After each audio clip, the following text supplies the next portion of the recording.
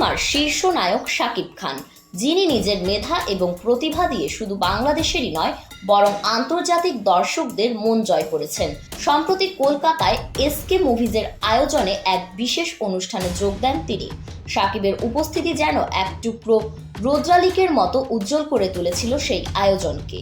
ভারতীয় এবং বাংলা চলচ্চিত্র অঙ্গনে শীর্ষ তারকারা যখন একত্রিত হয়েছিলেন, তখন শাকিব খান যেন সকলের মাঝে তার এক আলাদা মাহাত্ম্য তৈরি করে নিয়েছিলেন।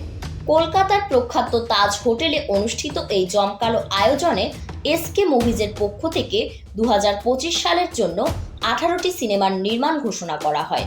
সেখানে ভারতের সবচেয়ে বড় নামী পরিচালক, প্রযোজক এবং অভিনেতারা উপস্থিত ছিলেন। এছাড়া টলিউডের সেরা তারকারা যেমন আবির, অঙ্কুশ, শ্রাবন্তী, ঋতুপর্ণা, দর্শনা, দেব, প্রসেনজিৎ, জিতু এবং অনেকেই ছিলেন। তেমনি উপস্থিত ছিলেন সৃজিত মুখার্জি, শিবপ্রসাদ, জয়দীপ মুখার্জির মতো খ্যাতনামা নির্মাতারা। শাকিব খানের উপস্থিতি এবং তার কথা তখন মঞ্চে উপস্থিত সবাইকে যেন এক অন্য মাত্রায় নিয়ে যায়। প্রখ্যাত উপস্থাপক মীর যখন শাকিবকে মঞ্চে ডেকে নেন, তখন বাংলাদেশের গর্বিত মেগাস্টার হিসেবে সম্বোধন করা হয়, যা শাকিবকে আরও এক ধাপ বড় করে তোলে। মঞ্চে উঠে শাকিব বলেন, আমার নতুন ছবি দরদ আগামী 15 নভেম্বর বাংলাদেশ, ভারত সহ বিশ্বের 20টিরও বেশি দেশে মুক্তি পাচ্ছে। এটি একটি চমৎকার গল্পের সিনেমা এবং গান রিলিজ হওয়ার পর 1 ঘন্টার মধ্যে ট্রেন্ডিংয়ে চলে এসেছে, যা আমাকে অভিভূত করেছে। শাকিব আরও বলেন, আমি যখনই কলকাতায় আসি কখনোই দুই বাংলাকে আলাদা মনে হয় না। আমাদের সবার অনুভূতি এক এবং একই। দুই বাংলার মধ্যে যৌথভাবে সিনেমা নির্মাণ বরাবরই ইতিবাচক প্রভাব ফেলেছে এবং এটি দুটি ইন্ডাস্ট্রিকে সমৃদ্ধ করে।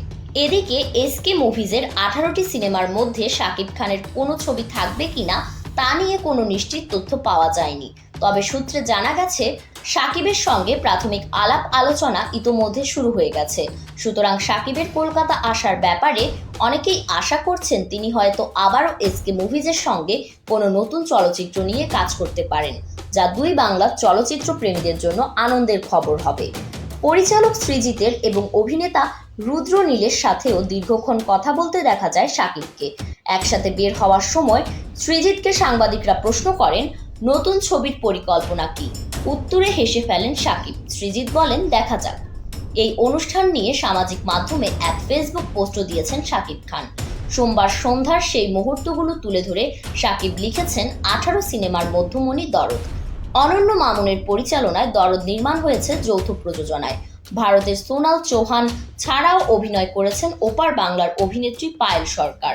এছাড়াও আছেন বিশ্বজিৎ চক্রবর্তী, রাজেশ শর্মা ও বলিউডের রাহুল দেব। বাংলাদেশ থেকে আছেন অ্যালিনা শাম্মী, ইমতুরাতিশ, সাফা মারিয়া সহ অনেকে।